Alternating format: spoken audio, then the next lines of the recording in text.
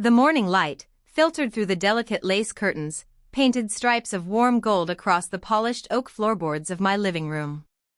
It was a Tuesday, late spring, and the air carried the sweet, lingering scent of honeysuckle from the trellis outside my kitchen window. My hands, still nimble despite 70 years of living, moved with practiced ease as I poured myself a second cup of Earl Grey, the steam a delicate veil against the crisp air. Evelyn Reed. That was me. A name that now, more than ever, felt like a soft hum in a quiet room, perfectly matched to the life I'd carefully cultivated. This little slice of New England suburbia was my sanctuary. A two-story colonial, painted a gentle cornflower blue, nestled among towering maples and a riot of hydrangeas that were just beginning to bloom. My garden was my canvas, my knitting needles a quiet rhythm, my books a steady stream of silent companions. Each day unfolded with a comforting predictability, a balm to a soul that, in its youth, had seen its fair share of tempests. I rarely spoke of those earlier years, and certainly never dwelled on them. They were like old photographs tucked away in a dusty album, glanced at occasionally, but never truly revisited. My mornings were sacred. After my tea, I'd check on the rose bushes, their velvet petals still dewy. Then, perhaps, a chapter of a new novel, or a few rows on the afghan I was knitting for Skylar, my daughter. Skylar. My bright, vivacious Skylar. She was my greatest accomplishment, my living proof that a quiet life didn't mean a small one. She had the adventurous spirit I'd once possessed, now channeled into a successful career as an international flight attendant. Paris 1 week, Tokyo the next, then home to her own lovely little house across town. She'd broken free, as I often thought, from the quiet expectations of our lives, soaring above them. I loved the thought of her up there, among the clouds, a truly independent woman. Sometimes, in the quiet of these mornings, my thoughts would drift to Jonathan. My husband, gone these past 15 years. His presence in my memories was a gentle, almost hazy warmth, like the last embers of a fire. He was a good man, steady and reliable, if a touch reserved. Our marriage had been comfortable, predictable, a calm harbor after those earlier storms. We had built a life together, raised Skylar, navigated the everyday ebb and flow. His passing had left a quiet void, a space that I had learned to fill with my garden, my books, my routines. I missed him, of course, but it was a soft, melancholic ache, not a searing wound. His grave was visited every spring, adorned with his favorite daffodils, a quiet testament to a life lived and a love remembered. I was contemplating a new stitch pattern for Skylar's afghan, my fingers already anticipating the familiar texture of the yarn, when the phone rang. It was an unusual time for Skylar to call.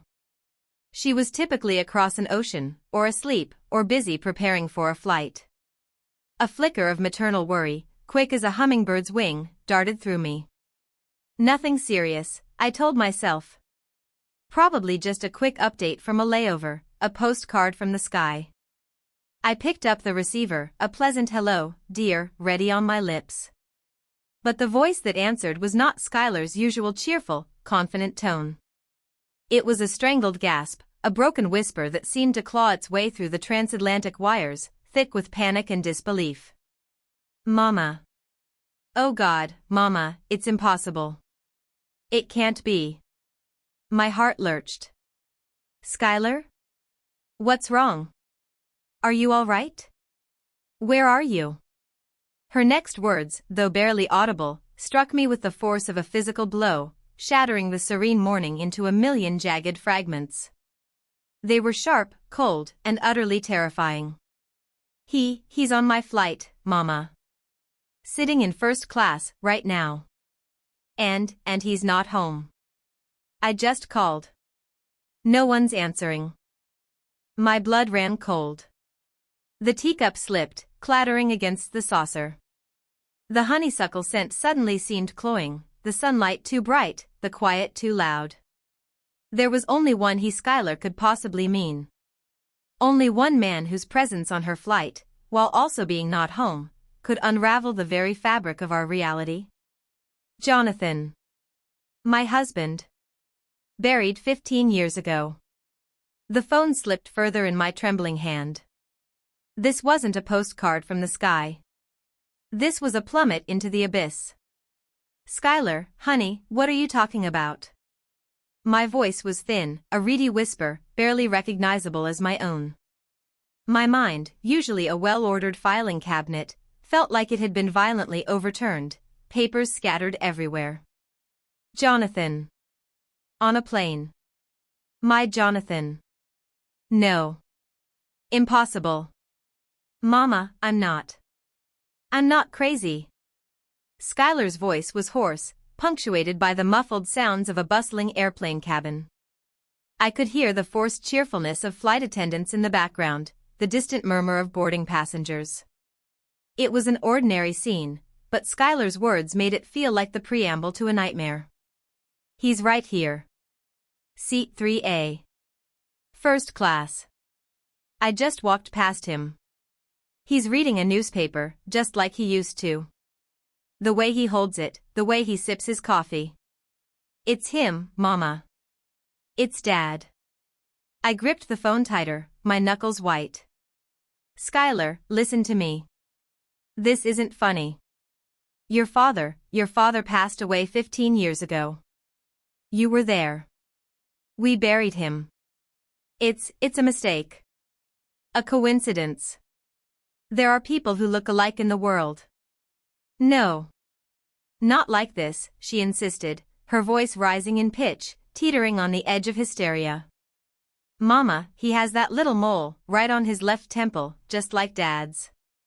And the same silver watch, the one you gave him for his 50th.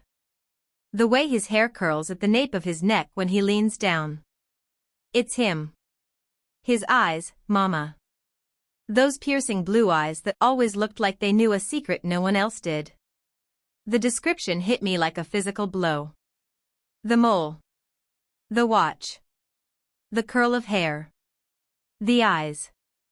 These were not generic features. These were the intimate, specific details etched into my memory, the things only a wife and daughter would know. My heart began to pound a frantic rhythm against my ribs. A cold dread, a feeling I hadn't known since my own turbulent youth, began to spread through my veins. Skylar, try to stay calm, I managed, though my own words felt hollow. Where are you? What flight is this? Flight 712 to JFK, from London, Mama. We're about to push back. I'm in the galley, hiding, I think. I don't know what to do. I don't know if he saw me. He looked up when I walked past, and his eyes met mine. For a second. It was just like him, Mama. Like he was looking right through me, but also not seeing me. A shudder ran through me. Not seeing me. That was Jonathan. Always a man who kept his thoughts close, who could be present yet distant all at once. My rational mind screamed that this was impossible. Skylar was overtired, stressed, imagining things. She flew too much, saw too many faces. But the conviction in her voice, the raw, unadulterated terror, it felt too real. Did you speak to him? I asked, my voice barely a whisper. No. Are you insane? What would I say? Dad, I thought you were dead. What if it's not him? What if it's some madman who just happens to look exactly like him and knows all his mannerisms? Or what if it is him and what if he's a ghost, Mama? She was crying now, soft, choked sobs. And Ethan. I just called home to tell Ethan about my flight schedule and he's not picking up. I keep calling his cell, the house phone, nothing. The mention of Ethan, Skylar's husband, added another layer of icy dread. Ethan was reliable, a homebody. He should have been there. This wasn't just about a doppelganger on a plane anymore. This was about a terrifying, inexplicable absence. Okay, calm down, darling. I'll go check on Ethan. I'll drive over to your house right now. You just get through this flight. Don't confront him. Just observe. And call me the second you land. Do you hear me? But what if he's dangerous, Mama? Dangerous. The word hung in the air, heavy and dark. Jonathan? Dangerous? My gentle, reserved husband? It was absurd. Yet, the seed of doubt, once planted, was taking root with terrifying speed. I thought of the man I had married, the man I had lived with for decades. He had been a man of quiet habits, predictable routines. But now, in the glare of Schuyler's terrifying revelation, small, insignificant details from our past began to flicker at the edges of my memory. His aversion to having his photograph taken. His always vague answers about his life before we met. His frequent business trips that often took him to places he never spoke of in detail. His sudden, unexplained disappearances for a day or two, always with a plausible, if somewhat thin, excuse. No, Schuyler, he was never dangerous, I said, trying to reassure her, trying to reassure myself. But the words felt like ashes in my mouth. Just, be careful. Call me as soon as you can. I love you, baby. I love you too, Mama, she whispered, and then the line went dead. I stood there for a long moment, the silent receiver pressed against my ear, the dial tone a mournful hum. The stripes of sunlight across the floor no longer seemed warm. They felt cold, stark, like bars. My quiet, predictable world hadn't just been broken, it had been utterly demolished, replaced by a monstrous, impossible truth. Jonathan. On a plane. Alive. And Ethan, Schuyler's husband, mysteriously gone. This wasn't a bad dream. This was a nightmare, and I was wide awake in it. My next move had to be swift, decisive. I had to get to Schuyler's house. I had to find Ethan. And somehow, I had to untangle this impossible, terrifying lie. My peaceful life was over. It had been, I realized with a sickening lurch, a deception all along. My hands were still trembling as I hung up the phone. The teacup, forgotten, remained on the table, its contents cooling. My perfect morning, with its quiet routines and fragrant honeysuckle, was utterly shattered. I had to go. Now. Schuyler's house. Ethan. I snatched my car keys from the hook by the door, my movements jerky and uncoordinated. The calm, deliberate pace of my usual mornings was replaced by a frantic, desperate scramble. Every creak of the floorboards, every rustle of leaves outside, felt amplified, sinister. Was I being watched? The thought, absurd moments ago, now felt chillingly plausible. If Jonathan was alive, if he was on that plane, then everything I thought I knew, every foundation of my life, was a lie. And what else might be a lie? The drive to Schuyler's house was a blur. The familiar suburban streets, usually a comforting patchwork of well-kept lawns and friendly neighbors, now seemed alien, almost threatening. Each turn of the wheel felt heavy, burdened with the impossible weight of Schuyler's words. He's on my flight, he's not home. I pulled into Schuyler and Ethan's driveway, the gravel crunching loudly under my tires. Their house, a charming craftsman bungalow, sat quietly under the midday sun. All the lights were off. The curtains were drawn. A thick layer of mail peeked out of the mailbox. It looked uninhabited. Too quiet. My heart hammered. I jumped out of the car, practically running to the front door. I tried the handle. Locked. I fumbled for the spare key Schuyler kept hidden under a terracotta pot shaped like a sleepy gnome. My fingers, still shaking, finally located it. The lock clicked, a disturbingly loud sound in the silence. Ethan? I called out, pushing the door open, my voice raspy.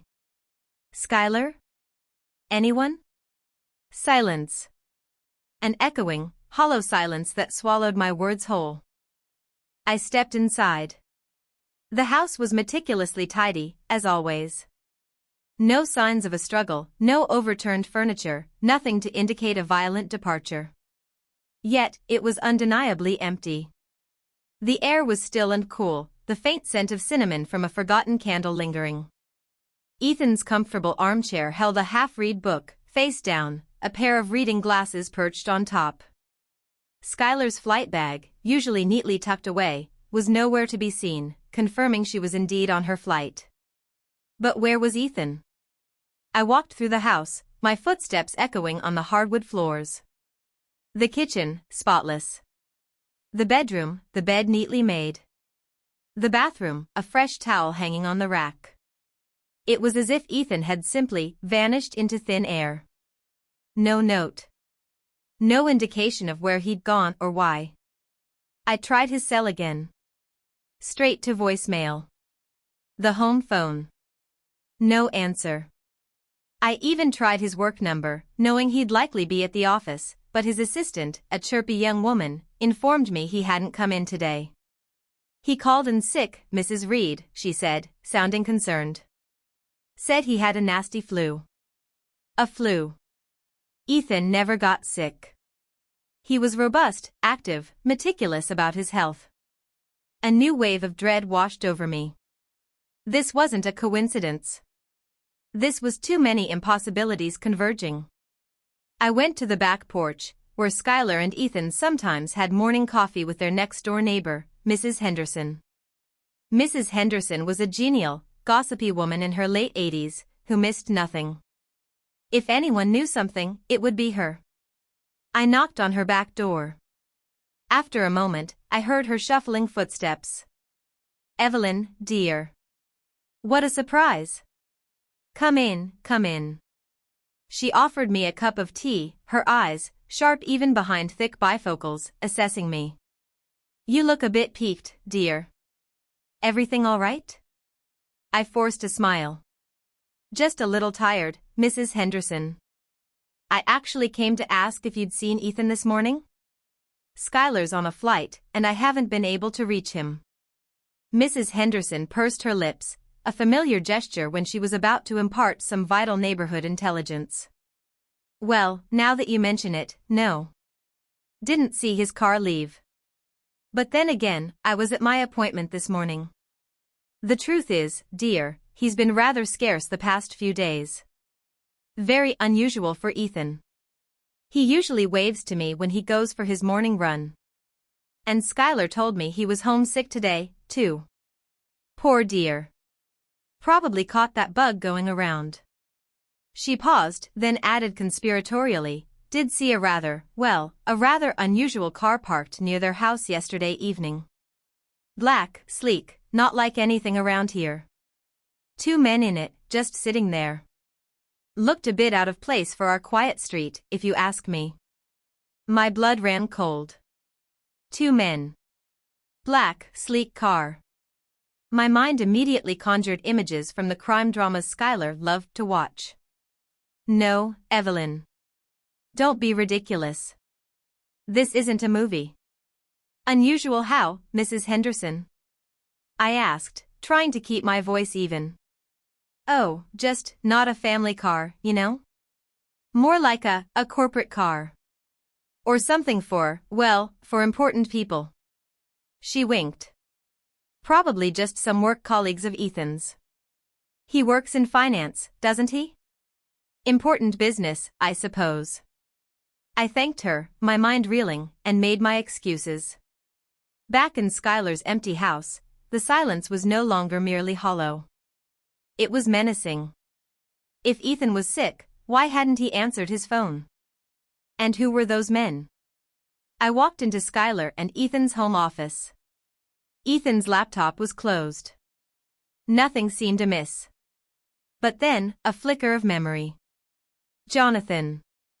His business trips. His insistence on privacy. His guardedness. What if this wasn't just a random occurrence? What if this was connected to Jonathan?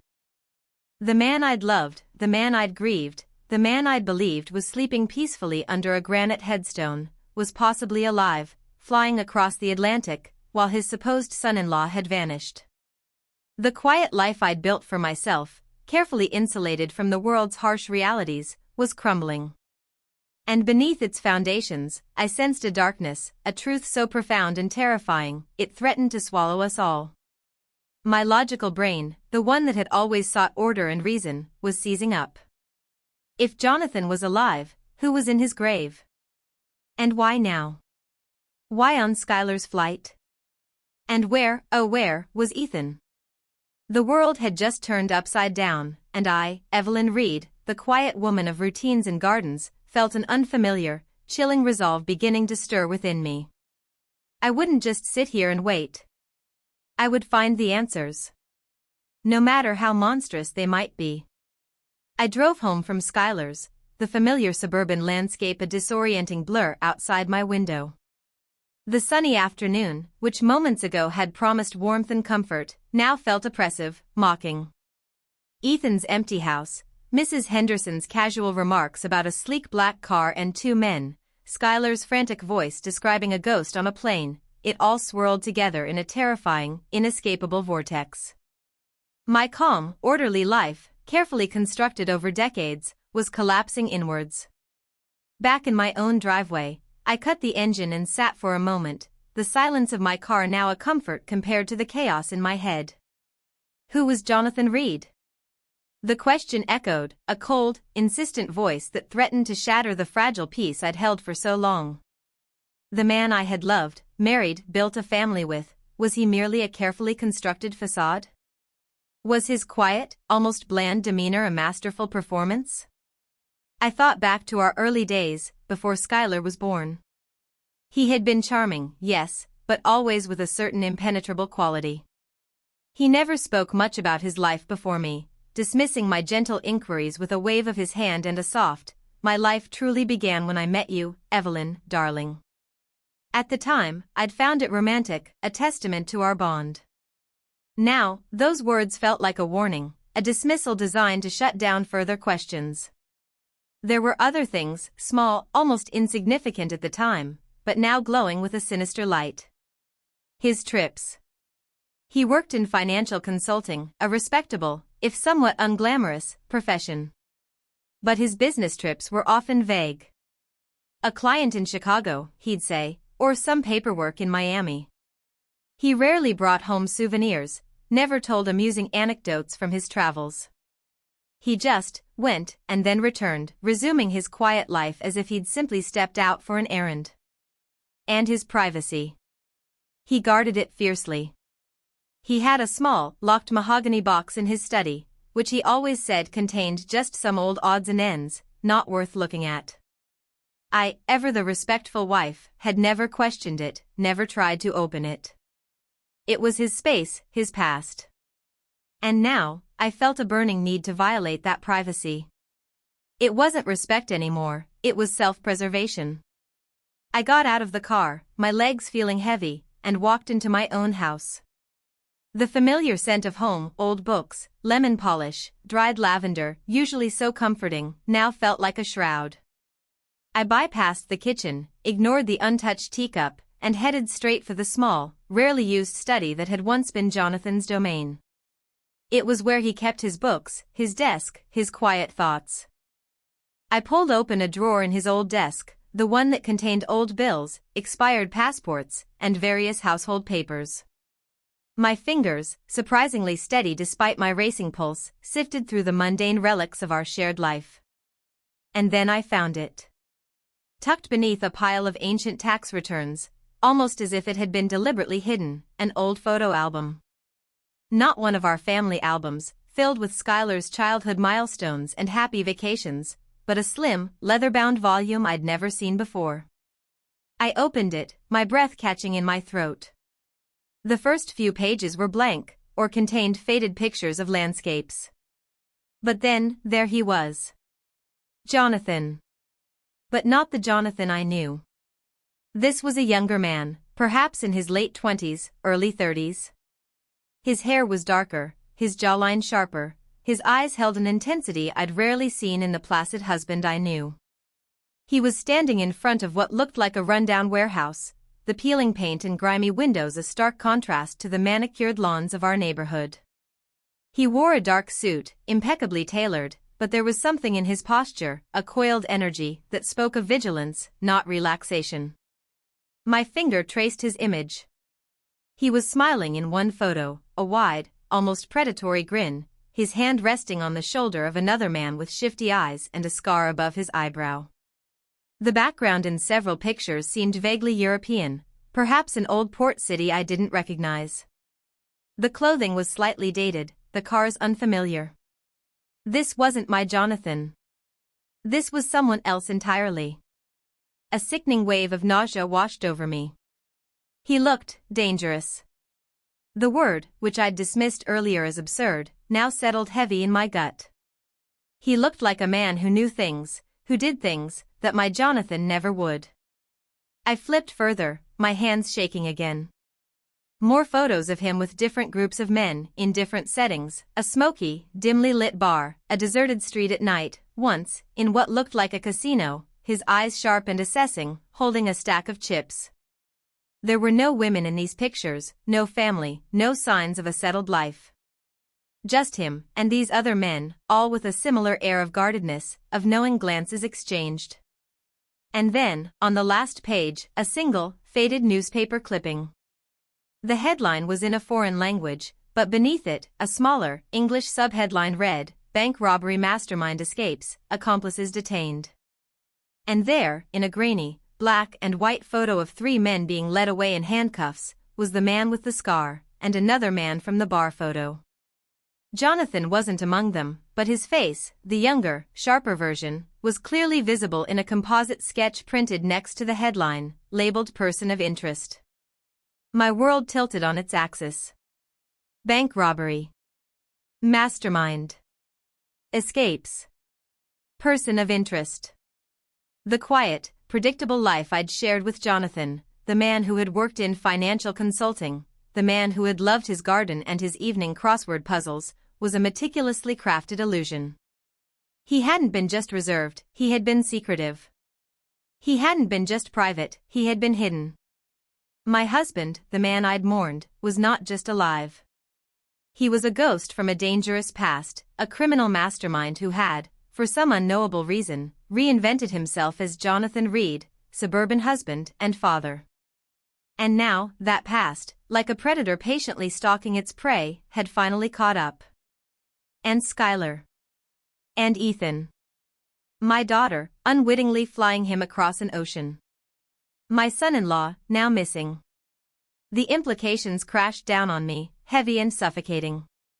My quiet life had not been a sanctuary. It had been a cage, built of lies, within which I had unknowingly resided for decades.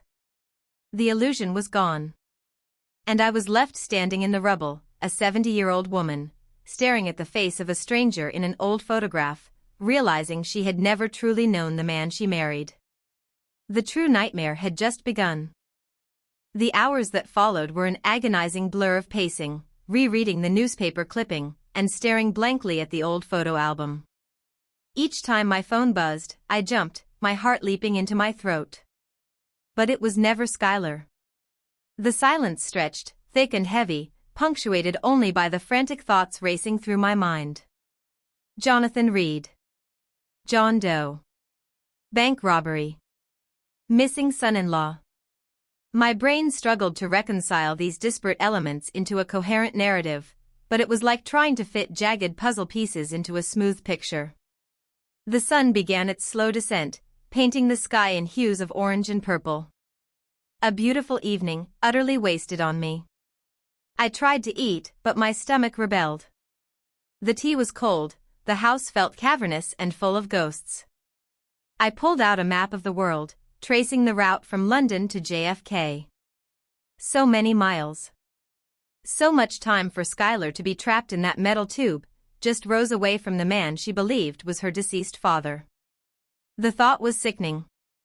Finally, just as the last sliver of sun dipped below the horizon, my phone rang. It was Skylar. Her voice, though still shaky, had lost some of its raw panic, replaced by a strained, almost numb disbelief. "Mama," she said, her voice thin, "I'm on the ground. We landed at JFK. Oh, thank God, Skylar. Are you all right?" Did he say anything to you? I practically shouted into the phone, relief and renewed terror warring within me. No. Nothing. He just walked off. With everyone else. He was the first one out of first class, of course. He even smiled, Mama. That small, almost imperceptible smile he used to give when he was pleased with himself. It was him. The way he used to check his watch, too, as if he had somewhere terribly important to be. He looked right at me, just for a second, then nodded, a tiny nod, and then he was gone. Disappeared into the terminal crowds. My heart constricted. A nod. A smile. A silent acknowledgement. Was it a recognition of his daughter? Or simply a casual gesture, the kind one might give to a flight attendant? Schuyler's description painted a vivid, chilling picture. He hadn't just looked like Jonathan, he had behaved like him. These weren't just physical similarities, they were deeply ingrained mannerisms, habits born of a lifetime. Why didn't you say anything, Schuyler? I asked, almost pleading.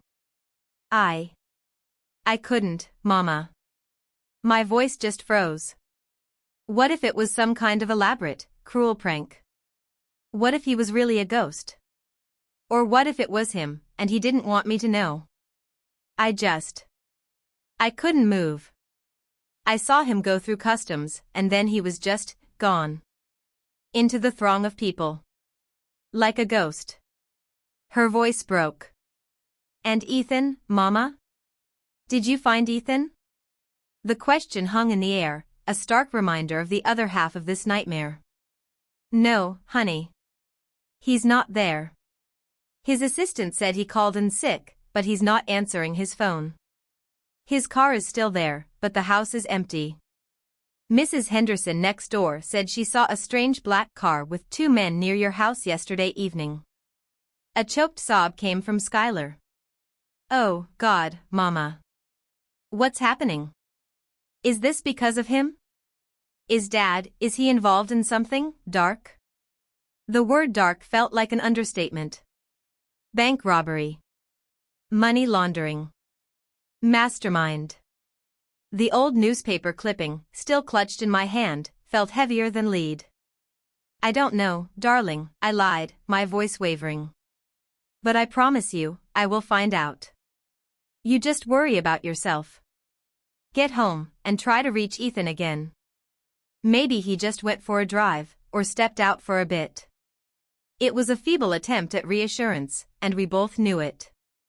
After we hung up, I sank onto the sofa, the phone still clutched in my hand. My mind was racing, trying to put the pieces together. Jonathan, the bank robber. Ethan, missing. The strange men. It was all connected. It had to be. The quiet woman I was supposed to be, the one who spent her days in peaceful routines, was gone. In her place was a surge of something primal, something I hadn't felt in decades, a fierce, protective instinct. Schuyler was clearly traumatized, terrified. And Ethan was in danger. I couldn't just sit here and wait for answers to come to me. I had to go to them. I had to find them. But where to start? The police? What would I tell them? My deceased husband, a man I now suspect was a bank robber, was seen on my daughter's flight, and now my son-in-law is missing? They'd think I was senile. No. This was my mess. Or rather, Jonathan's mess. And I, Evelyn Reed, was going to clean it up. I looked down at the old photo album again, at the younger, harder face of the man who was once my husband. I remembered a conversation we'd had years ago, just a casual remark. He'd mentioned that before he'd met me, he'd lived in a small town upstate, where he'd worked for a brief period at a rather shady financial firm. He'd laughed it off, saying it was a youthful folly. But now, it sounded like a potential key. A thread to pull. My heart pounded with a mix of fear and an exhilarating, albeit terrifying, sense of purpose. I had to start somewhere. That shady financial firm. It was a long shot, a desperate one. but it was the only lead I had.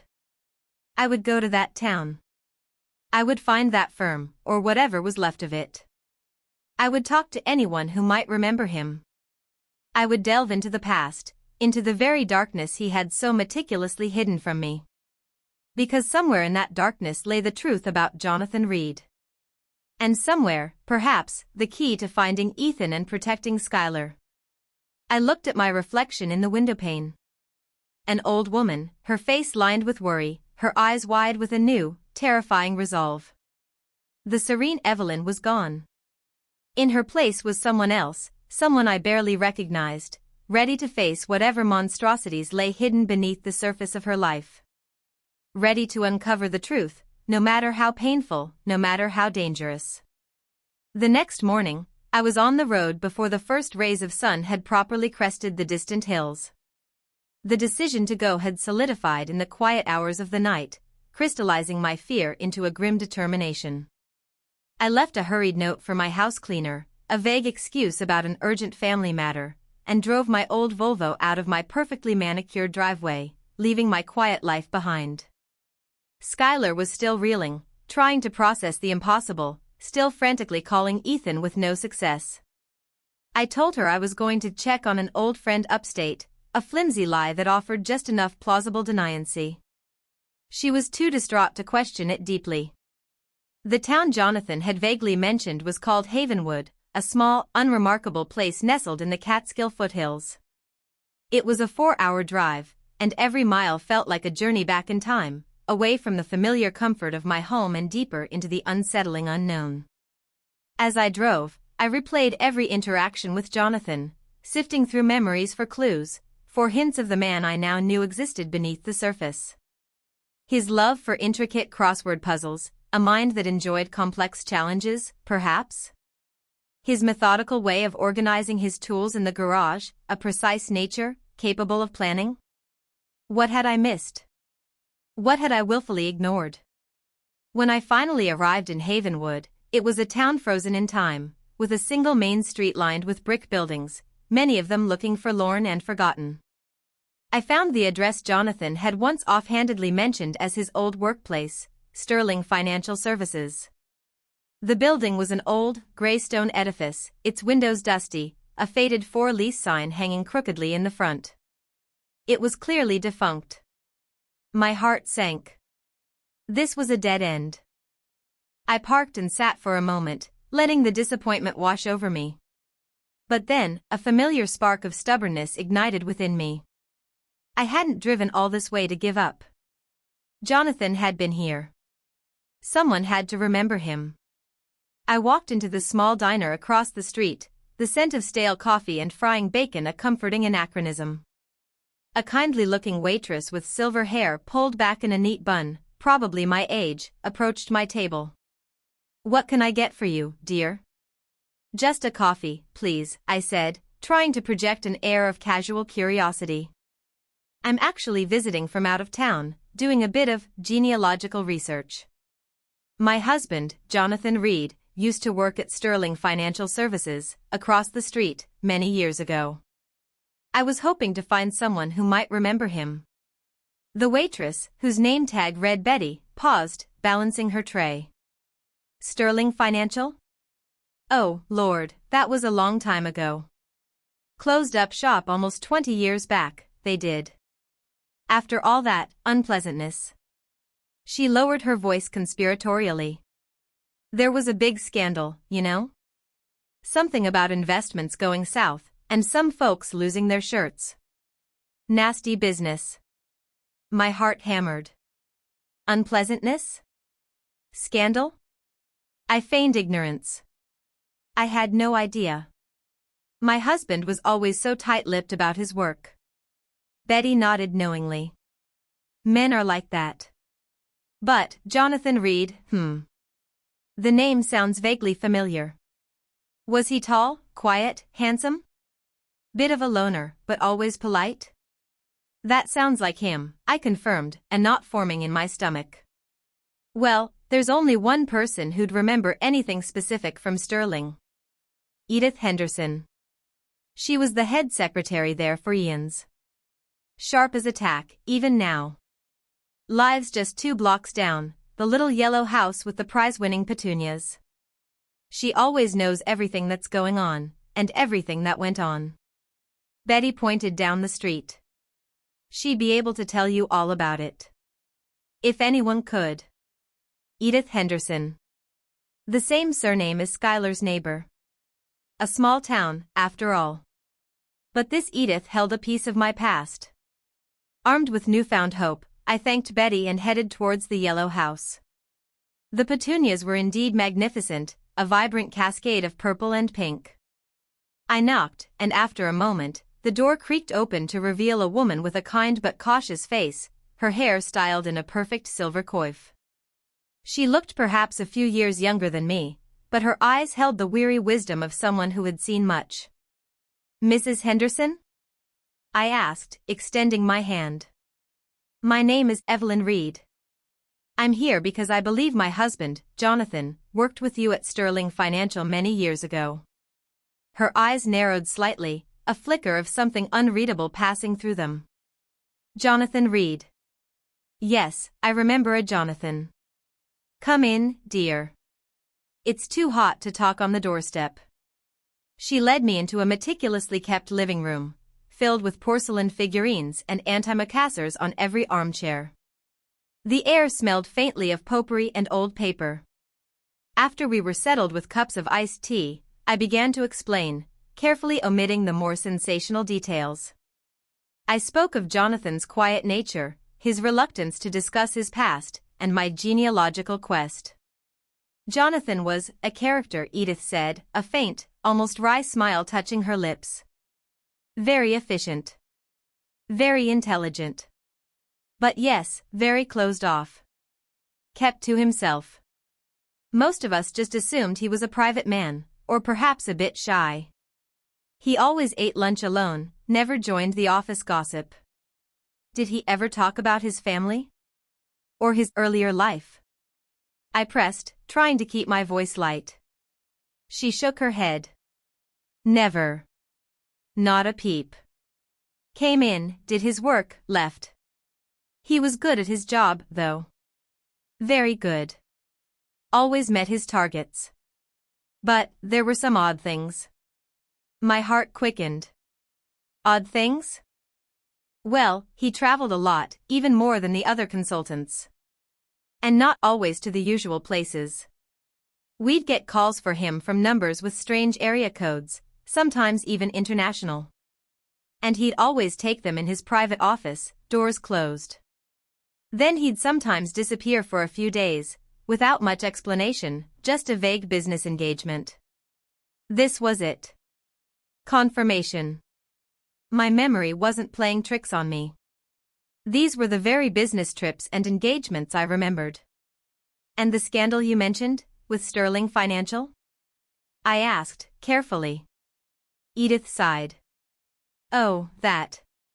It was years after Jonathan left, mind you. But it was a messy affair. The owner, a Mr. Sterling, was eventually caught running a huge Ponzi scheme. Took a lot of people's life savings. Went to prison, he did.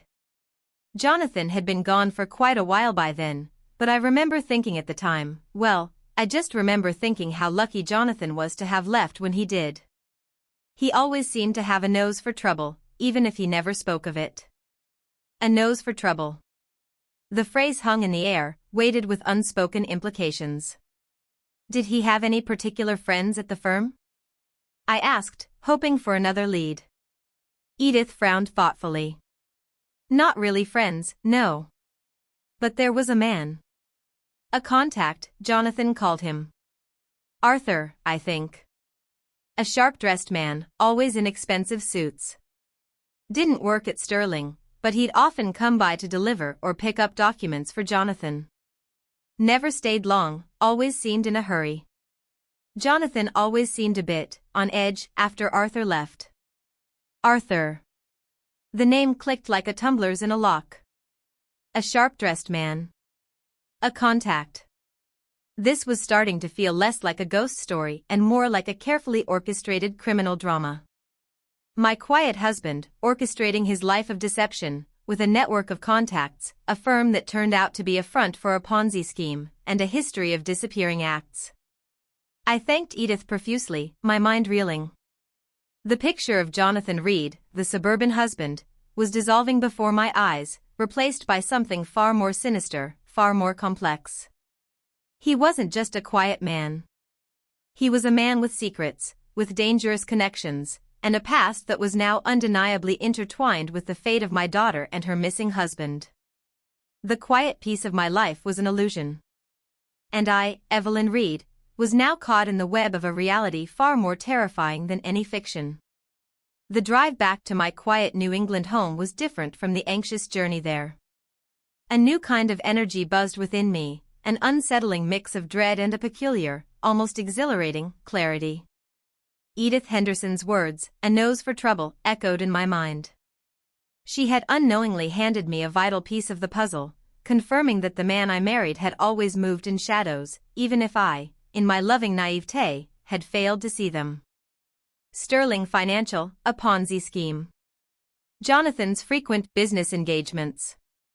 Arthur, the contact. It all pointed to a life far more intricate and illicit than I could have ever imagined. I entered my house, the fading evening light casting long, distorted shadows that seemed to dance with the unsettling revelations swirling in my head.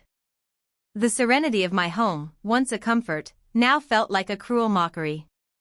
Every object, every piece of furniture, seemed to whisper of a life built on a foundation of lies. The calm silence I had cherished for so long now felt heavy, pregnant with unspoken truths. My first thought was the locked mahogany box in Jonathan's study.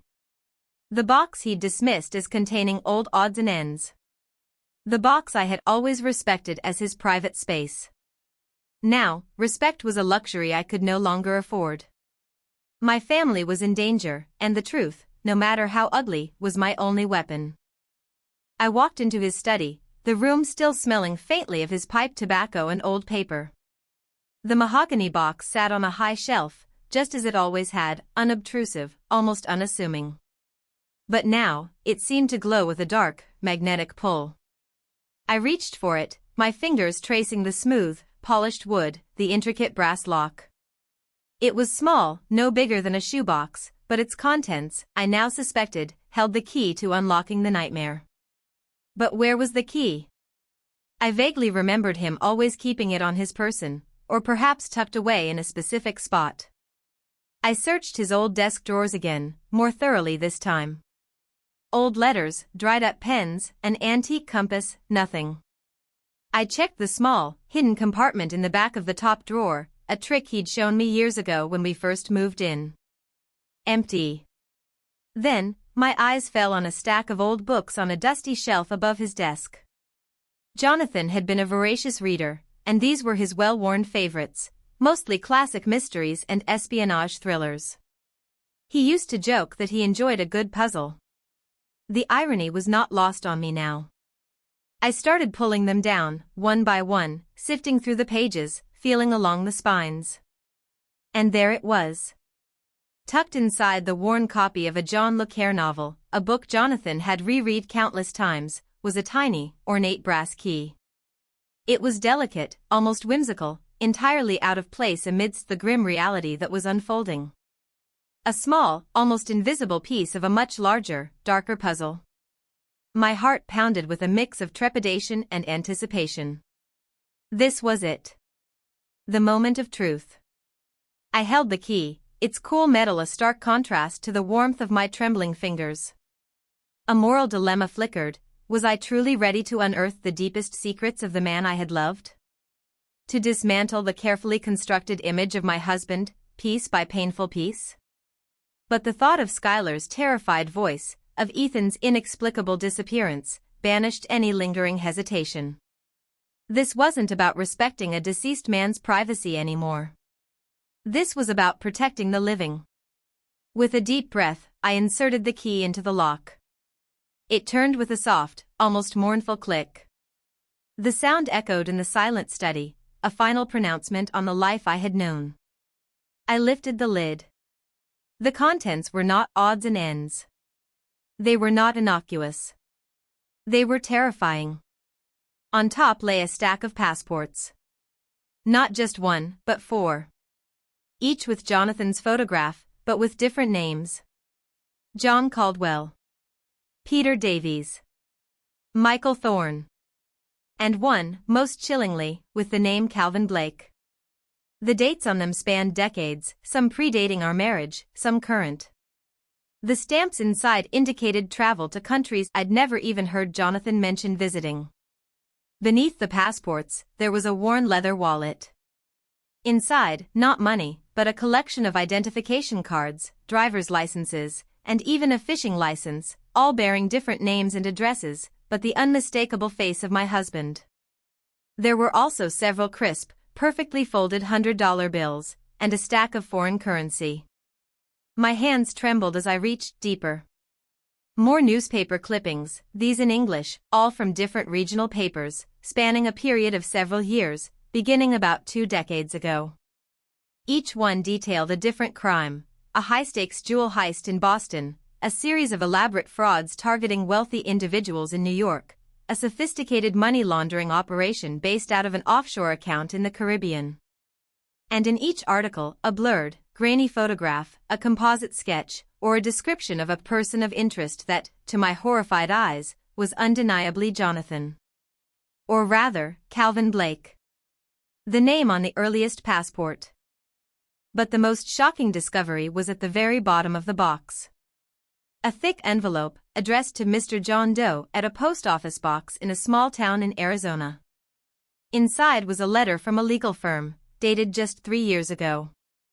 It stated, in formal legalese, that a substantial trust fund had been established in the name of John Doe, to be released to him upon verification of his existence, following his official recognition as deceased 15 years prior. The letter went on to detail the amount, a sum so vast it made my head spin, and the conditions of its release. Recognized as deceased 15 years prior. 15 years. The exact amount of time since Jonathan Reed, my husband, had died. The exact amount of time I had been a widow. The realization hit me with the force of a physical blow. He hadn't died 15 years ago. He had staged his death.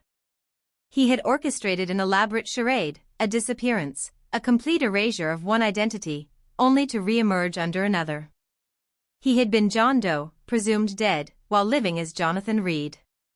And now, this John Doe, or rather, Calvin Blake, was somehow reclaiming his identity, his fortune, and his very existence. The calm, predictable life I had built with Jonathan Reed was a magnificent, terrifying lie. A cover. A quiet suburban masquerade for a man who had lived a life of crime, deception, and hidden identities. He hadn't just been tight-lipped, he had been a phantom, a chameleon. My vision blurred. The man I loved, the father of my daughter, the anchor of my serene world, was a stranger. A criminal. A ghost who had returned, perhaps, to claim what he was owed. And his return had shattered everything, leaving Skylar terrified, Ethan missing, and me, Evelyn Reed, standing at the precipice of a truth so monstrous, it threatened to consume me whole. The sweet scent of honeysuckle no longer smelled like home. It smelled like a trap. And I was already caught. The contents of the mahogany box lay scattered before me on Jonathan's old desk, the stack of passports, the varied IDs, the chilling newspaper clippings detailing crimes that had once captured national headlines, now revealed as chapters in my husband's secret life. And the lawyer's letter, a cold, clinical confirmation of the monstrous deception. John Doe. Calvin Blake. Jonathan Reed. 3 names, 1 face. My husband. My mind raced, trying to piece together this grotesque mosaic. Jonathan hadn't died 15 years ago, he had disappeared. He had walked away from his life as Calvin Blake, a criminal, a mastermind, and somehow, miraculously, resurfaced as Jonathan Reed, the quiet, unassuming financial consultant, the loving, if reserved, husband and father. He had created a whole new identity, a whole new life, with me at its unwitting center. The pain of betrayal was a sharp, physical ache in my chest. Decades of my life, built on what I thought was love and trust, were nothing but a carefully constructed stage for his grand disappearing act. Every shared laugh, every quiet evening by the fire, every tender touch, were they all lies? Was I a lie? A prop in his elaborate scheme? But beyond the personal agony, a terrifying clarity began to emerge. This wasn't just about Jonathan's past. It was about our present. If Jonathan, or Calvin, or whatever his real name was, had staged his death to escape his criminal life, why had he resurfaced now? And why on Skylar's flight? Why had he smiled at her, almost knowingly, before vanishing? The lawyer's letter, mentioning a substantial trust fund to be released upon verification of his existence, provided a chilling possible motive. Had he run out of money? Had the hidden fortune from his criminal past, the one he had supposedly taken with him when he disappeared, finally dwindled? Was he returning to claim his inheritance, perhaps a clean slate, now that enough time had passed for his previous persona to be truly dead in the eyes of the law, but alive for the purposes of a trust? And Ethan. Where did Skylar's husband fit into all of this? My mind flashed back to Mrs. Henderson's observation, a sleek black car and two men near Skylar's house. Was Ethan's disappearance connected to Jonathan's return? Had Jonathan's past, like a patient hunter, finally caught up not just with him, but with us? A memory, seemingly insignificant at the time, now surfaced with chilling clarity. A few months ago, Ethan had mentioned some minor financial difficulties at work. Nothing major, he'd assured Skylar, just a temporary hiccup. He'd even joked about needing a sugar daddy to bail him out. Had he, in some desperate moment, stumbled upon Jonathan's true identity? Or worse, had he been unwittingly drawn into Jonathan's old world, perhaps through those same shadowy contacts like Arthur that Edith Henderson had mentioned? The thought sent a shiver down my spine. Ethan was not a criminal. He was kind, earnest, perhaps a bit naive. But he was also fiercely loyal to Skylar. If he had discovered something about Jonathan, he would have done anything to protect Skylar. Could he have tried to leverage his discovery, perhaps to help Jonathan, or even to get him out of Skylar's life for good? I imagined the scenario, Ethan, discovering the truth, perhaps through some obscure financial record of Jonathan's he'd stumbled upon through his own work. A man like Calvin Blake would have left a paper trail, no matter how carefully hidden. Ethan, perhaps confronting Jonathan, demanding answers, trying to protect his wife from the dark secret of her father. And then, what? Had Jonathan, the mastermind, silenced him? Or had those other contacts, those lurking shadows from Jonathan's past, gotten to Ethan first, perhaps believing he knew where the hidden fortune was? The cold reality began to sink in. This wasn't just about Jonathan anymore. This was about a dangerous, ongoing game, and my family, Skylar, Ethan, and now even I, were unwilling pawns. The quiet suburban life was not just a facade for Jonathan, it had been a thinly veiled trap for all of us. My hands began to shake again, not from fear, but from a surge of defiant anger. Decades of my life stolen, my love betrayed, my daughter's happiness jeopardized.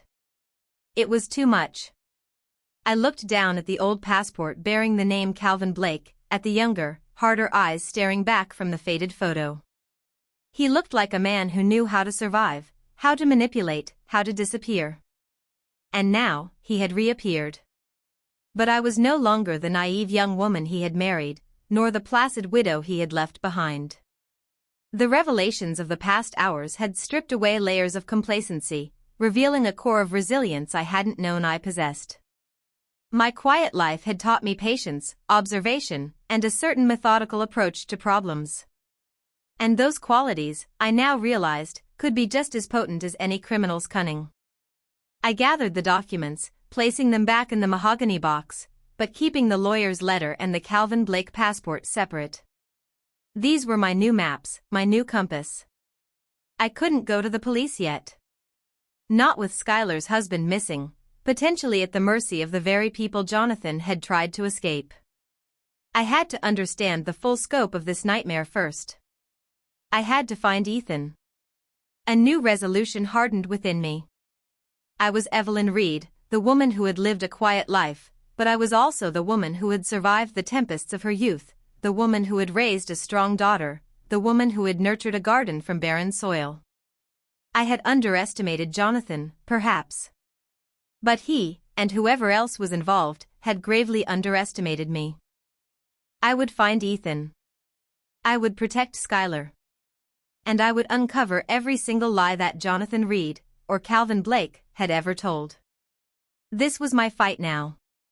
And I would face it, not with the passivity of a victim, but with the quiet, unyielding ferocity of a mother protecting her cub, and a woman reclaiming her truth. The serenity of my home was gone, but in its place, a fire had been kindled. Days bled into a week, each one a relentless march of anxiety and growing despair.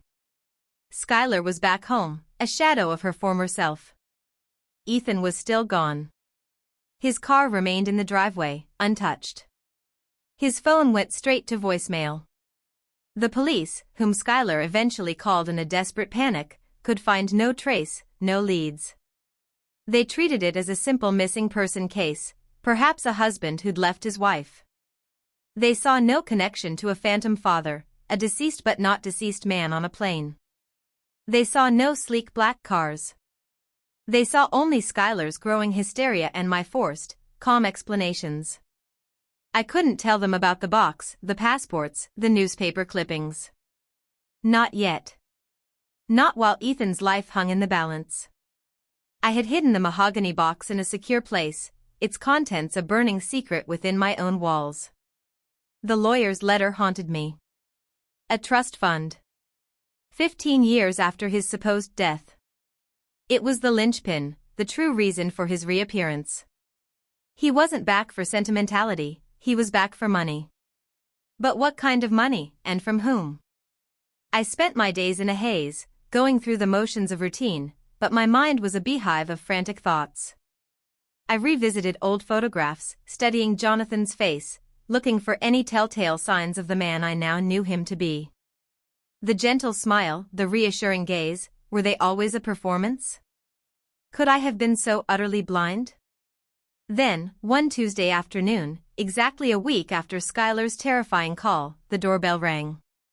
It wasn't Skylar. She would have used her key. It wasn't a neighbor. They usually came to the back door. My heart gave a familiar lurch of apprehension. I walked to the door, peering through the peephole. Standing on my porch was a man in an impeccably tailored dark suit. He was tall, with sharp features and cold, intelligent eyes that seemed to miss nothing. He held a briefcase, and there was an air of confident authority about him. He looked vaguely familiar, a ghost of a memory from one of Jonathan's old photographs in the secret album, but I couldn't place him immediately. I opened the door, leaving the safety chain on. "Can I help you?" I asked, my voice betraying none of the fear that was suddenly constricting my throat. He offered a polite, almost practiced smile. "Mrs. Reed? My name is Arthur. Arthur Finch. I apologize for the unannounced visit. I'm an old colleague of your late husband, Jonathan. I was hoping to have a word with you." Arthur. The name struck me like a bolt of lightning. Edith Henderson's contact. The man who used to deliver documents to Jonathan, the one who left Jonathan on edge. The scar-faced man in the old newspaper photo. But this man had no scar. He was too polished, too refined. He wasn't the blunt instrument I'd imagined. He was the razor's edge. "Jonathan passed away 15 years ago, Mr. Finch," I said, trying to maintain a facade of serene bewilderment. "I'm afraid you have the wrong person." His smile widened, a thin, humorless slash. "Oh, I don't think so, Mrs. Reed. I assure you, I have the very right person. And I assure you, your husband is very much alive. Or, shall we say, Calvin Blake is. And I believe you are intimately aware of this fact, given the unusual circumstances of your daughter's recent flight." My blood ran cold. He knew about Skylar. He knew about the flight. He knew about Calvin Blake. He knew everything. My carefully guarded secret was no longer a secret. I unlatched the chain, pushing the door open just enough to allow him to step in. This was not a conversation to be had on the porch. "What do you want, Mr. Finch?" He stepped inside, his eyes scanning my living room, taking in every detail with an unnerving efficiency. "Let's not play games, Mrs. Reed. We both know why I'm here. Calvin has something that belongs to me. Or, rather, to a collective of business associates. And we believe he's back to collect on a certain trust fund, which we also believe is part of our rightful share." He paused, letting his words sink in. 15 years ago, Calvin Blake, a very talented individual, decided to stage his own death to escape certain professional obligations. He took a substantial sum of money with him, money that was supposed to be divided amongst partners. Partners who have been patiently waiting for their share. And now, he's resurfaced. On a plane. With his daughter as a flight attendant. A rather sloppy move for a man of his talents, wouldn't you agree? The casual cruelty in his voice, the way he spoke of Jonathan's life as a mere professional obligation, turned my stomach. What does any of this have to do with me? Or my daughter? Arthur's eyes, cold as glaciers, fixed on mine. "It has everything to do with you, Mrs. Reed. Because we believe Calvin is trying to re-establish contact with you. And because we also believe your son-in-law, Ethan Maxwell, was foolish enough to get involved in his own attempt to locate Calvin. Ethan, unfortunately, proved rather useful. He helped us narrow down Calvin's location. And now, he is unavailable. Until Calvin fulfills his obligations." The air left my lungs in a painful gasp. Ethan. They had him. They had been watching Skylar's house. This wasn't a random disappearance. This was a kidnapping. And it was all because of Jonathan, because of Calvin Blake. "You have Ethan?" I whispered, my voice barely audible. Arthur nodded slowly, a predatory gleam in his eyes. "He's safe, for now. As long as we get what we're owed. And you, Mrs. Reed, are going to help us get it. You are his key to Calvin. His Achilles heel. Because, despite all his cunning, I believe Calvin Blake harbored a genuine affection for you and your daughter. A weakness we intend to exploit." He opened his briefcase, revealing a sleek, expensive tablet. He tapped a few times, and then turned the screen towards me. It was a live video feed. Ethan. He was tied to a chair in a dimly lit room, his face pale, a gag in his mouth. He looked terrified, but unharmed. For now. My heart hammered against my ribs, a desperate drumbeat of maternal fear. Skylar's husband. My own son-in-law. Innocent, caught in a web of deceit spun by a man I had loved. "So, Mrs. Reed," Arthur said, his voice smooth and utterly devoid of compassion, "do we have an understanding? You help us find Calvin Blake, and more importantly, our money. And in return, your son-in-law walks free. Refuse, and well, let's just say that not everyone has the luxury of staging their death twice." The choice was clear. Terrifying. But clear. My quiet life had shielded me from this brutality, but it had also left me unprepared. Yet, a fierce, primal instinct ignited within me. I was a mother, a grandmother. And I would protect my family. Even if it meant stepping into the abyss of my husband's dangerous past. Even if it meant becoming a player in a game I never knew existed. "What do you want me to do?" I asked, my voice steady, betraying none of the raging storm within. The quiet woman was gone. A warrior, old and weary, but determined, had emerged. Arthur's instructions were precise, his tone devoid of negotiation. I was to contact Calvin. Not the police, not Skylar, just Calvin. He gave me a burner phone, its sole contact number being his. I was to wait for Calvin to contact me, or find a way to make him contact me. And then, I was to lure him to a specific location, a deserted warehouse outside of the city, under the guise of an urgent, private meeting. A trap. The days that followed were a torturous exercise in controlled panic. Skylar was a wreck, desperate for news of Ethan. I had to feign concern, offer platitudes, all while knowing the monstrous truth. The lie tasted like ash in my mouth. I couldn't tell her about Arthur, about the video of Ethan. Not yet. Her fragile state wouldn't survive it. I scoured Jonathan's old papers again, desperately searching for a clue, any method of contact that wasn't outright calling a known criminal. I remembered his fascination with ciphers, with codes, with hidden messages in plain sight. He had always been clever, almost playfully so, when it came to puzzles. Then, I found it. Tucked into the spine of a worn copy of the New York Times from 20 years ago, an edition that I later realized had been published shortly before his death, was a small, handwritten note. It wasn't a code in the traditional sense, but a series of cryptic instructions: if the old oak withers, seek the whispering willow. An ad for Forgotten Souls, on page 7, under Antiques and Curiosities. Use the word requiem. Always requiem. The old oak was a specific landmark in our town, long since cut down. The whispering willow must be its counterpart, a prearranged backup. And an ad. Jonathan, the master of hiding in plain sight. I found the local newspaper that still ran an Antiques and Curiosities section. It was a small, obscure publication, perfect for a discreet message. My hands were surprisingly steady as I wrote out the ad, following Jonathan's implied instructions, hoping that wherever he was, Calvin Blake was still following his old protocols. The message I crafted was short, seemingly innocuous, but imbued with a coded urgency: rare Victorian locket for sale. Urgent family heirloom. Inquire Evelyn Reed, using keyword requiem. I gave my home phone number, hoping he would recognize my name. It was a terrifying gamble. If Arthur intercepted it, or if Jonathan didn't recognize the code, it would all be for naught. 2 days later, the phone rang.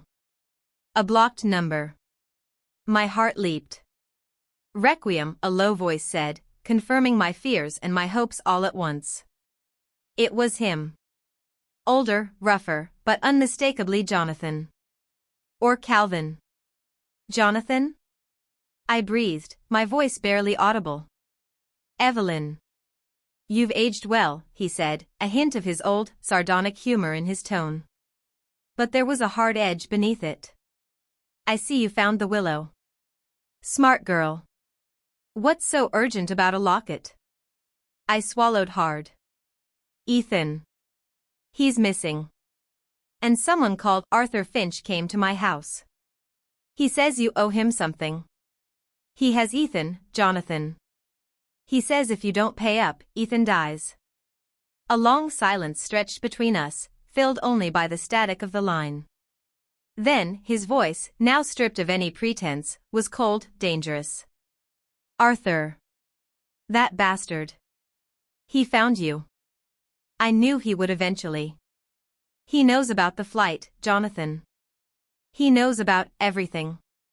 He showed me a video of Ethan. He's tied up, Jonathan. He looks terrified. You have to help him. Another pause. Where does he want to meet? I gave him the address Arthur had provided, the abandoned warehouse, 20 miles outside of town. Tonight. Midnight. Midnight. How dramatic, he murmured, but there was no humor in it. All right, Evelyn. I'll be there. But you stay home. This isn't your fight. My fight? I snapped, a fresh surge of anger emboldening me. This is my fight, Jonathan. My daughter's husband is being held hostage because of your bloody past. Don't you dare tell me to stay home. He was silent for a moment, and I sensed a flicker of something in his silence, perhaps regret, perhaps a shadow of the man I once thought I knew. Fine. But don't interfere. Just make sure no one else is there. Arthur works alone, but he likes to play games. Be careful, Evelyn. And then he hung up. The hours dragged by, each tick of the clock amplifying the dread. Skylar called, distraught, having heard nothing. I held her, soothing her with hollow words, feeling like a monster. At 11 p.m., I left the house, not for the warehouse, but for Skylar's. I left a note for her, a short, urgent message: go to the police. Show them this. Do not come looking for me. With trembling hands, I placed the Calvin Blake passport, the lawyer's letter, and the most incriminating of the newspaper clippings on the kitchen table, along with a note explaining everything. She deserved the truth. And she deserved to be safe. Then, I drove to the warehouse. I knew I shouldn't be there. Jonathan had told me to stay home. But I couldn't. This wasn't just about Ethan anymore. This was about finally confronting the phantom of my past, the man who had stolen my life and replaced it with a lie. The warehouse was a hulking, skeletal structure, silhouetted against the inky blackness of the moonless night. Wind whistled through broken panes, rattling loose corrugated iron, creating an eerie symphony of decay. I parked my car out of sight, my old Volvo a jarring presence in this landscape of forgotten industry. I slipped inside through a partially open service door, my heart pounding a frantic drum against my ribs. The air was thick with the scent of dust, damp concrete, and something metallic, like stale blood. Flashlight in hand, I crept through the labyrinthine interior, my shadows stretching and distorting around me. And then I heard voices. Arthur's smooth, menacing tone. And another, a deeper, more resonant voice that chilled me to the bone. Jonathan's. I crept closer, hiding behind a stack of rusted barrels. Through a gap, I saw them. Arthur, flanked by two burly men, all armed. And across from them, alone, stood Jonathan.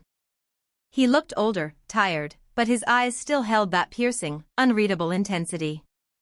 He wasn't the same man who had walked off that plane, smug and self-assured.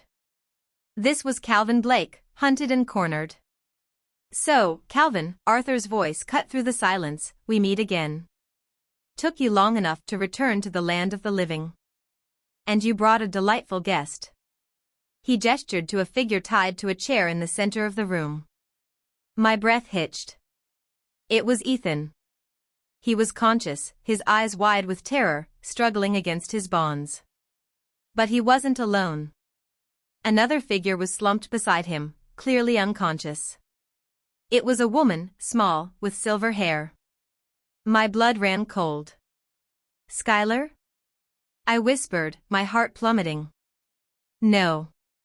It couldn't be. I had left the note. The money, Arthur, Jonathan said, his voice hard. Let them go, and you get what you want. Oh, we'll get the money, Calvin. And the trust fund.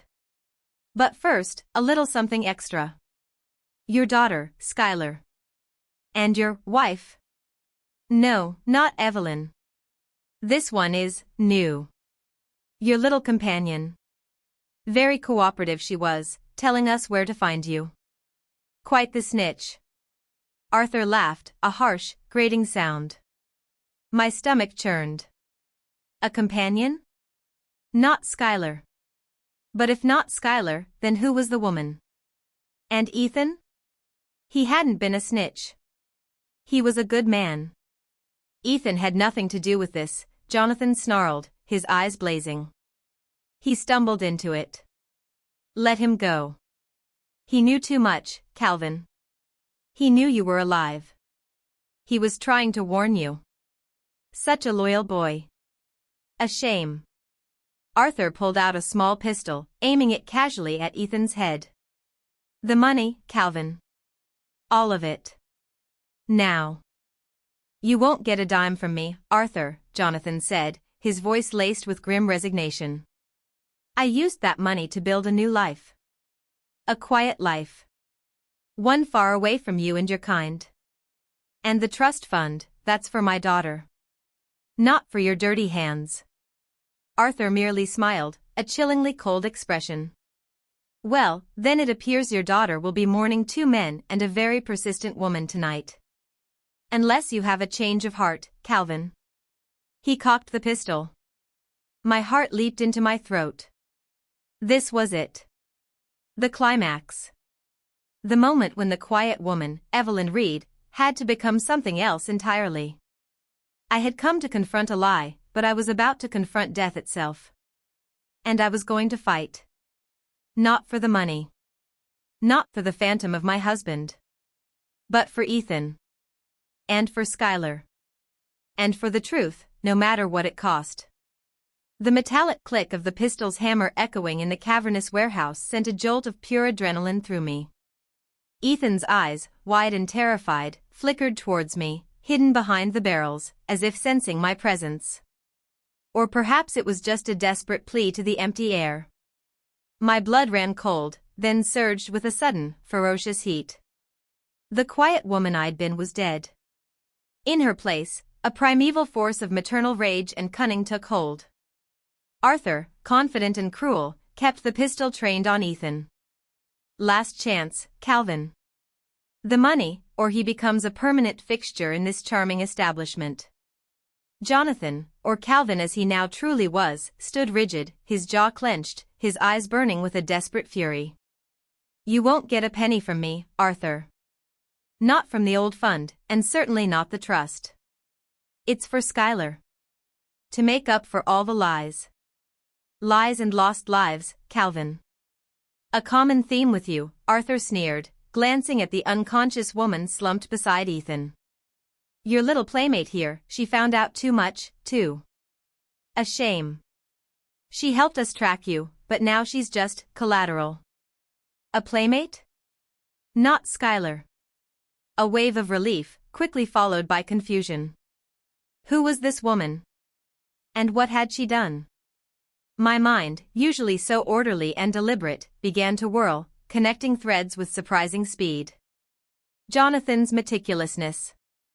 His double life. His careful planning. He hadn't just created a new identity, he had carved out a new existence, complete with hidden assets. He had always been good at hiding things, always had a secret compartment for everything. The old look care book, the coded message, there had to be more. I remembered a conversation from years ago, an idle remark Jonathan had made about his retirement plan. He'd said, half-jokingly, if anything ever happens to me, Evelyn, look to the roots. The deepest roots. At the time, I'd dismissed it as a morbid joke. Now, it resonated with a terrifying clarity. Not metaphorical roots. Actual roots. The roots of his old, beloved oak tree, the one that had stood in the backyard of our very first house, long before we moved to the cornflower blue colonial. The oak tree that had withered, as per his code. Could it be? Another layer of deception, another hidden cache? He would never put all his eggs in one basket, not a man like Calvin Blake. He would have multiple contingency plans, multiple escape routes. And if he had planned his initial disappearance so meticulously, he would have prepared for his return, for the inevitable pursuit. Arthur was growing impatient. Time's up, Calvin. Say goodbye to your loving son-in-law. His finger tightened on the trigger. Wait. I shouted, stepping out from behind the barrels, my voice, though trembling, echoing with unexpected force in the vast space. All heads snapped towards me. Arthur's eyes widened in surprise, then narrowed with a chilling amusement. Jonathan's face contorted in a mixture of horror and fury. Evelyn. What are you doing here? I told you to stay home. Stay home? While you bargain for my family's lives? I retorted, my gaze fixed on Arthur. You want the money, Mr. Finch? I know where all of it is. Not just the trust fund, but the original cash. The real retirement plan. Arthur's eyes, which had been fixed on Jonathan, now darted to me, a flicker of avarice replacing his cold amusement. And who, pray tell, are you, old woman? And why should I believe you? I am Evelyn Reed, his wife, I said, my voice gaining strength. And I know about the roots. The deepest roots. The ones he always kept secret, even from you, Arthur. The ones that held his true escape fund. The one that allowed him to disappear for 15 years, completely off your radar. Jonathan's head whipped towards me, his expression unreadable. He knew exactly what I was talking about. Arthur, however, looked intrigued. He paused, the gun still pointed at Ethan, but his attention now fully on me. His two henchmen, burly figures in the gloom, shifted uneasily, glancing between us. The roots? Arthur mused, a slow smile spreading across his face. Intriguing. Calvin always did have a flair for the dramatic. Where are these roots, Mrs. Reed? I'll take you there, I said, meeting his gaze unflinchingly. But you release Ethan. And the woman. I pointed to the unconscious figure. Unarmed. No tricks. Just me and you. And then, the money. All of it. Jonathan finally spoke, his voice strained. Don't listen to her, Arthur. She doesn't know what she's talking about. There's nothing there. It was a desperate bluff, a warning to me, I realized. He was trying to protect me, to keep me out of it. But it was too late. Arthur ignored him, his gaze piercing. You're bluffing, old woman. If there was such a fortune, Calvin would have used it by now. He wasn't planning on resurfacing for 15 years, I retorted, my mind racing, improvising, using every scrap of information I had. He wanted it to mature. To be completely untraceable. And he knew you'd come for the trust fund, Arthur. But he also knew you'd never think to look for the real prize. Because it's hidden in plain sight. A place you'd never connect to Calvin Blake. Arthur hesitated. The prospect of a new, untouched fortune, one Jonathan had kept even from his partners, was clearly tempting. His greed was a tangible thing, a palpable force in the room. All right, he finally said, slowly lowering the pistol, though still keeping it in his hand. Release the boy and the woman, boys. And search them. Mrs. Reed, you'll lead the way. And if this is a trick, I will ensure your daughter pays the ultimate price. His henchman, with rough hands, untied Ethan. Ethan stumbled, looking bewildered, then his eyes met mine, a silent message of fear and gratitude passing between us.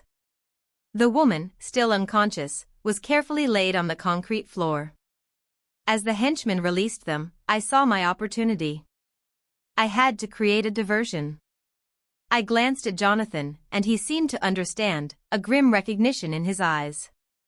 Just so you know, Arthur, I said, my voice rising slightly, Calvin always did have a twisted sense of humor. He used to love watching old movies, especially those where the hero would pull a fast one right at the climax. Arthur scoffed. What are you rambling about, old woman? Just that, some of us, Arthur, never truly left the past behind. Some of us learn a few tricks of our own.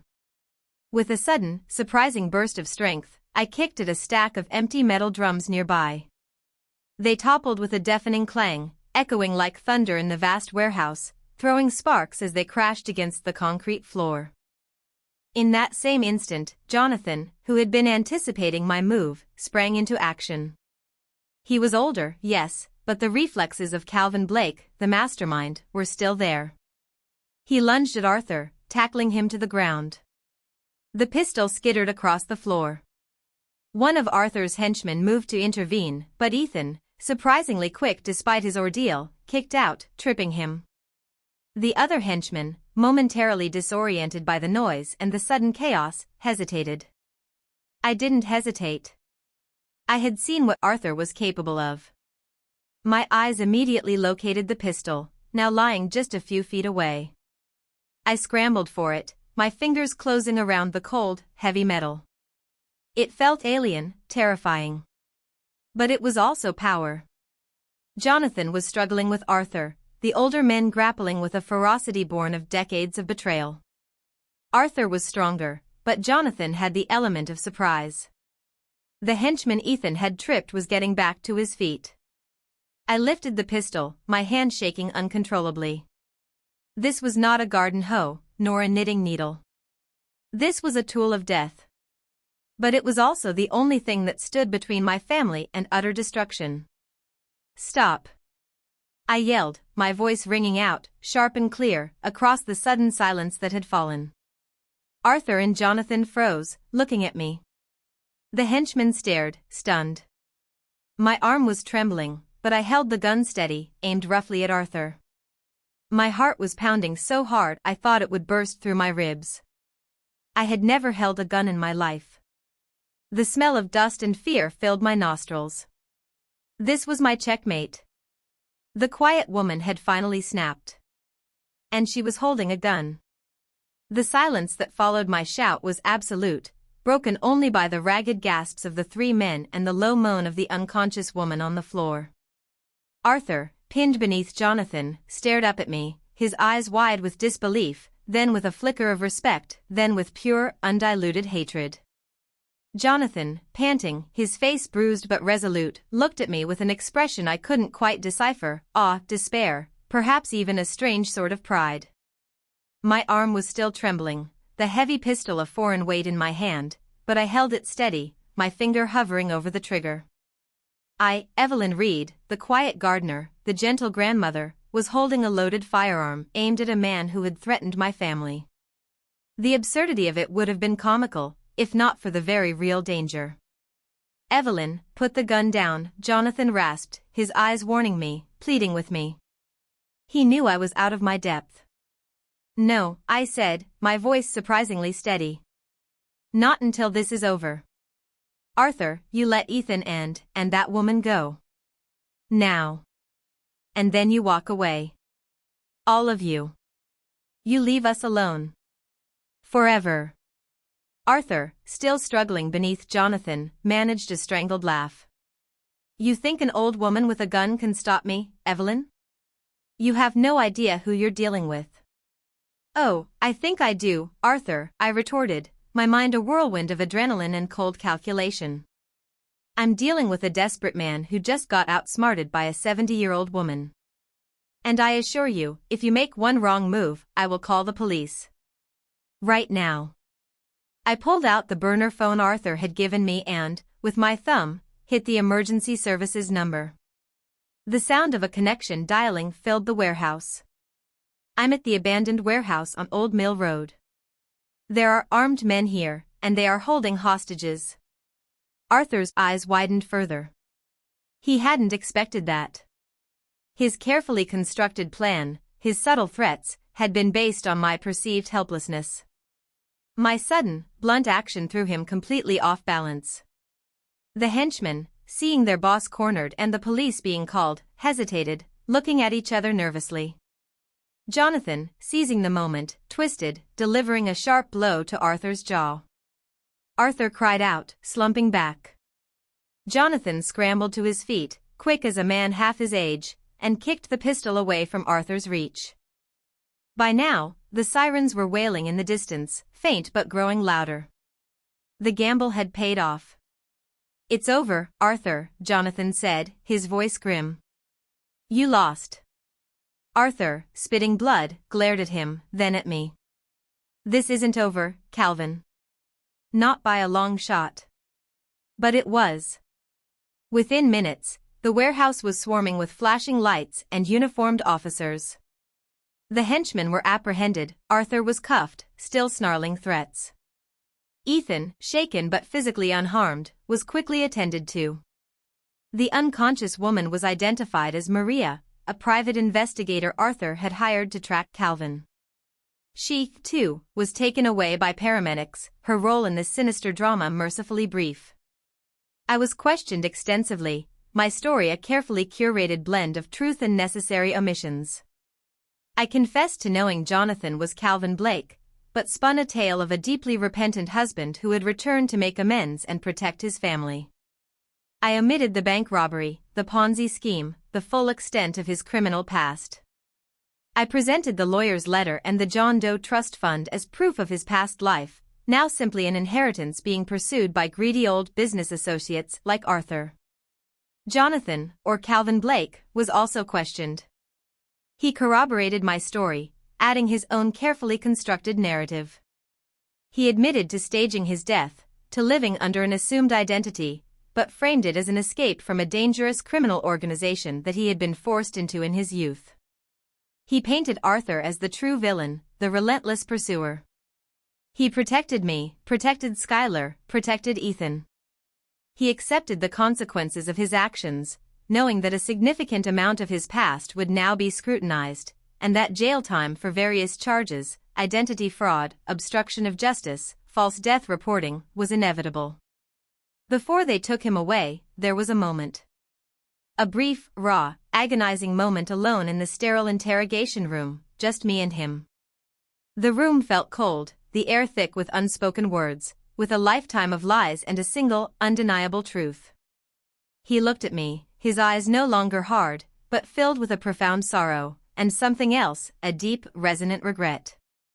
"Evelyn," he began, his voice raspy. "I'm so sorry. For everything. For the lies. For putting you through this. I never meant for any of you to get involved." My eyes stung with unshed tears. "You stole my life, Jonathan," I said, my voice trembling. "Decades. Everything I thought we had, was it all a lie?" He shook his head slowly. "No, Evelyn. Not all of it. Never the love. That was real. You were my escape. My real escape. From the darkness. I built that life with you to protect you, to keep you safe from men like Arthur. I thought if I just disappeared, if I erased Calvin Blake, you and Skylar would be safe. I never meant for you to find out. I swear." "And Ethan?" I asked, the pain fresh. "Ethan, he was trying to help me, Evelyn. He found out I was alive, somehow. He has a knack for finding things. He tried to warn me about Arthur closing in. He never meant any harm. He was trying to protect Skylar, too. I'm so sorry he got caught in this." I looked at him, the man who had been my husband, now stripped bare of his disguises, revealed as Calvin Blake, a criminal, a liar, but also a man who had, in his own twisted way, loved us. "Goodbye, Jonathan," I whispered, the name feeling both familiar and utterly alien on my tongue. He nodded, his gaze lingering on my face, memorizing every line, every sorrow. "Goodbye, Evelyn. Live your life. Forgive me, if you can." Then, the door opened, and they took him away. Gone. Again. This time, for good. The aftermath was a whirlwind. Skylar and Ethan were reunited, their relief palpable, mixed with a profound shock and confusion as I slowly, carefully, began to reveal the curated truth about her father. They struggled with it, with the idea that the man they had mourned for 15 years had been alive, living a double life. But Ethan, having faced death, understood the weight of the lies, the desperate need for self-preservation. Skylar, though heartbroken, found a strange solace in knowing her father hadn't abandoned them, but had been trying to protect them in his own flawed, criminal way. My quiet life was irrevocably altered. The garden still bloomed, the sun still shone, but the innocence was gone. I was no longer just Evelyn Reed, the widow. I was the woman who had lived with a ghost, confronted a criminal, and held a gun to save her family. And in the crucible of that terrifying night, I had discovered a strength I never knew I possessed. A strength that would be needed because I knew, deep down, that some shadows, once awakened, never truly disappear. They simply change form. The weeks that followed the warehouse incident were a strange, disorienting blend of quiet recovery and simmering unease.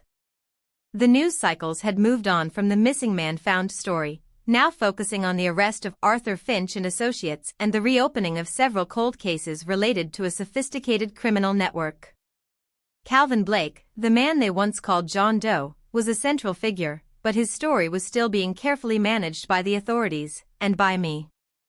I'd given them enough to put Arthur away, to clear Ethan, but not so much that it completely destroyed the man Jonathan had been, or the life he had built with me. Some truths, I realized, were better left buried, or at least heavily edited. Skylar and Ethan were trying to piece their lives back together. Ethan, after extensive debriefings with the police, was slowly recovering, both physically and emotionally.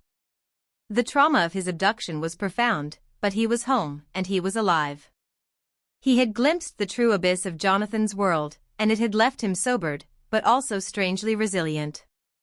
He understood why I had done what I did, why I had kept silent, why I had lied.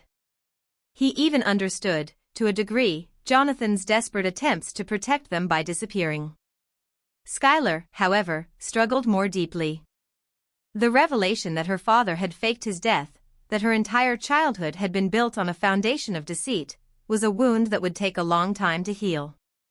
She still called me, often in the middle of the night, asking questions, seeking reassurance. Was he always like this, Mama? Was he ever really our dad? I did my best to explain, to comfort, to paint a picture of a man who, despite his monstrous lies, had genuinely loved us, had genuinely tried to build a normal life. I showed her the old family photos, the ones that predated the discovery, reminding her of the loving moments we did share. It was a fragile piece, a tentative rebuilding of trust. My own life, though outwardly returned to its quiet rhythms, was irrevocably changed. The morning sunlight still streamed through the lace curtains, the honeysuckle still bloomed, but I saw them differently. They were no longer symbols of an unbroken serenity, but of a deceptive calm that masked a treacherous undercurrent. I still tended my garden, but now, as my hands worked the soil, I felt the earth not just as a source of life, but as a silent keeper of secrets, of things buried deep, waiting to be unearthed. The memory of the warehouse, the metallic scent of fear, the cold weight of the pistol in my hand, these were etched into my mind.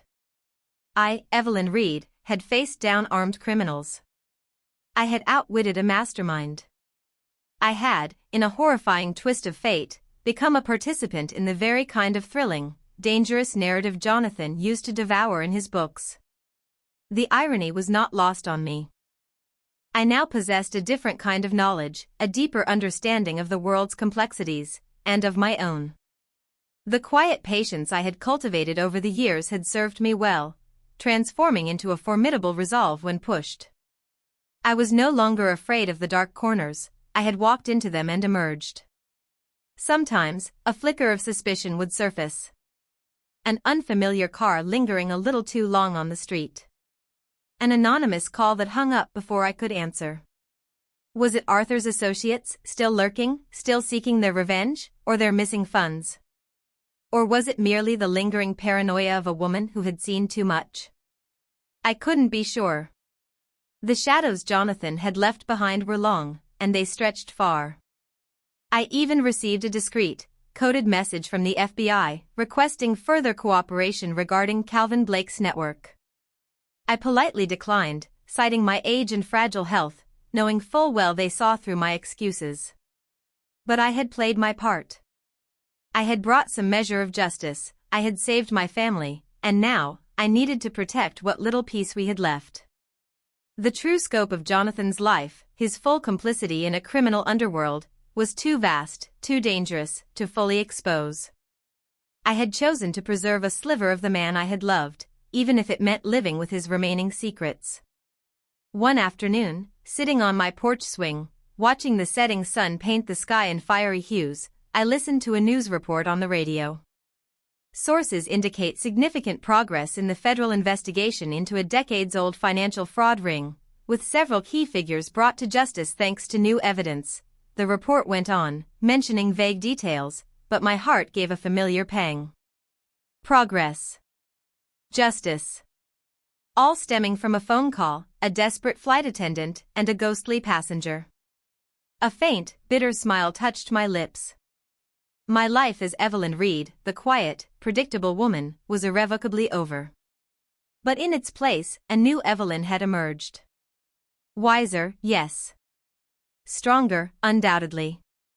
But also, burdened with a silent knowledge, a profound loneliness born of shared, unspoken truths.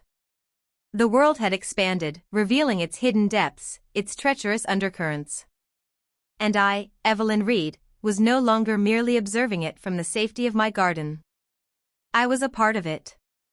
A keeper of forgotten stories, a survivor of a grand deception, and a reluctant participant in a saga that would, perhaps, never truly end.